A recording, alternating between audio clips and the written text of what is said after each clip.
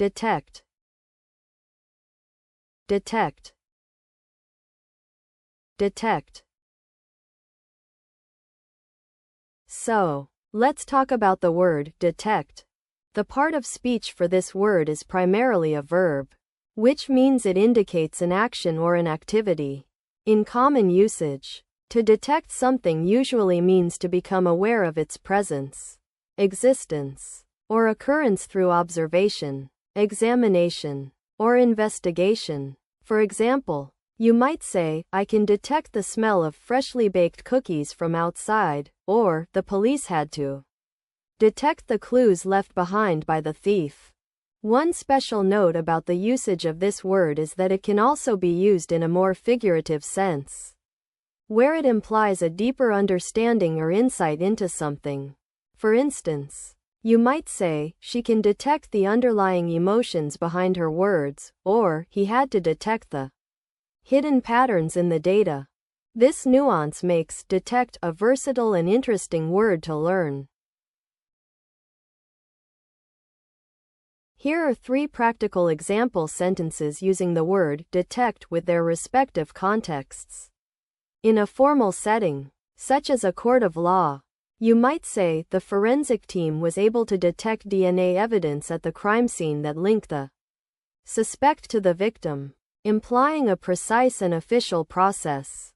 On the other hand, in a casual conversation with friends, someone might joke, "I could totally detect the pizza smell from 3 blocks away when it came out of the oven yesterday," showing how the word can be used in everyday life. In an academic or business context, you might say, "New research suggests that our latest algorithm is capable of detecting early signs of cancer more accurately than previous methods," highlighting a specific achievement and implying expertise in the field.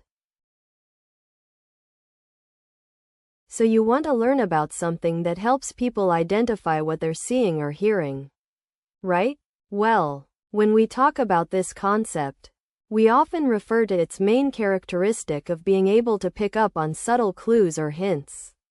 It's kind of like having a superpower that allows you to notice things that others might miss. In terms of similar concepts or synonyms, people also use words like notice, perceive, or be aware to describe this ability. And as for how it's used, imagine being in a situation where you need to pay attention to someone's tone of voice or body language. This concept is what helps you do just that. Deviate, deviate, deviate. Hello there. So, let's talk about the word deviate. As a verb, it means to differ from what is considered normal or standard, or to go off course from a planned path. In common usage, people often use deviate in contexts where they want to describe someone or something that doesn't fit into an expected category or pattern. For example, you might say, "She deviated from the recipe and added her own spices, which changed the flavor of the dish." It's also used in situations where someone intentionally chooses not to follow rules or instructions, such as, "He deviated from the highway to take a shortcut." What's interesting about deviate is that it can imply a deliberate choice, rather than just an accidental mistake. In a formal university setting, a professor might say, "I'm afraid that the research findings deviate from our initial hypothesis," indicating a need for further investigation. The word is used to convey a sense of something straying or differing from an expected outcome. In contrast, while having lunch with friends, someone might remark, "If we take the shortcut, I heard it's a pretty sketchy road that deviates from the main route. Are you sure you want to risk it?" Here, the tone is more casual and the word is used to describe a situation where a path or choice is being altered. In a business context, a manager might state, "Unfortunately, the latest sales figures show a significant deviation from our projected quarterly targets. we need to reassess and adjust our strategy accordingly. This example illustrates the use of the word in a more professional setting, emphasizing a discrepancy between predicted and actual outcomes.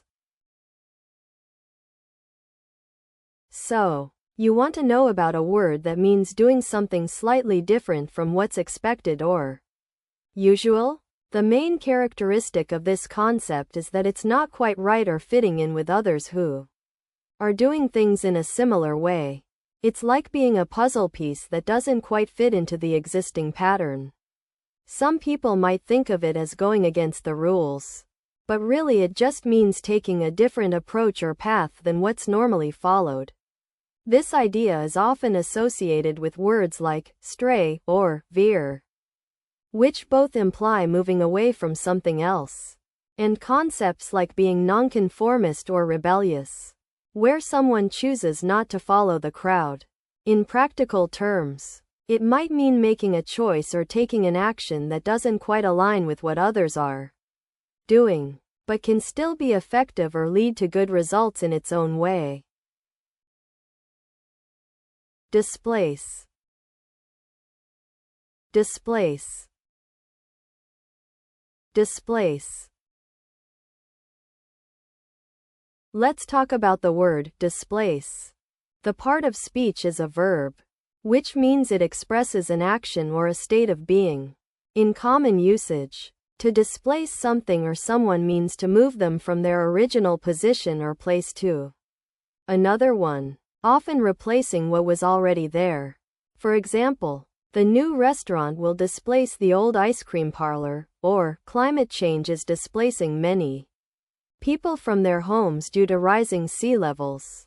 What's interesting about this word is that it can also imply a sense of removal or replacement, not just physical movement. It's a useful verb to know when discussing topics like social justice, environmental issues, or even business and economics, where concepts like market share and competition come into play. When discussing environmental issues, it's essential to consider the impact of human activities on ecosystems, such as deforestation, which can displace native wildlife and disrupt delicate ecological balances. For instance, in a formal academic paper, you might write, "The rapid expansion of urban centers is likely to displace several species of flora and fauna that are adapted to the surrounding wilderness." On the other hand, in a casual conversation with friends, someone might say, "I'm worried that if we don't take action, climate change will start to displace coastal communities and force them to relocate inland." Meanwhile, in a business context, you could use the word displace when discussing market trends, such as, "With our new product line, we're looking to displace an existing competitor's offerings with our more innovative and cost-effective solutions." So you want to know about this concept? Well, think of it like when people move from one place to another and take up space that was previously occupied by others. Imagine being at a beach on a popular summer day, and suddenly, more people arrive with their towels and umbrellas, taking over the space that was already crowded. That's kind of what happens in this situation. Someone or something moves into a spot where another person or thing used to be, making it harder for them to stay in the same place. It's not always easy to find room when this happens. Some other ways to describe this idea are take over or oust. But basically, it means that one thing is pushed aside by something else, often because there just isn't enough space for everyone.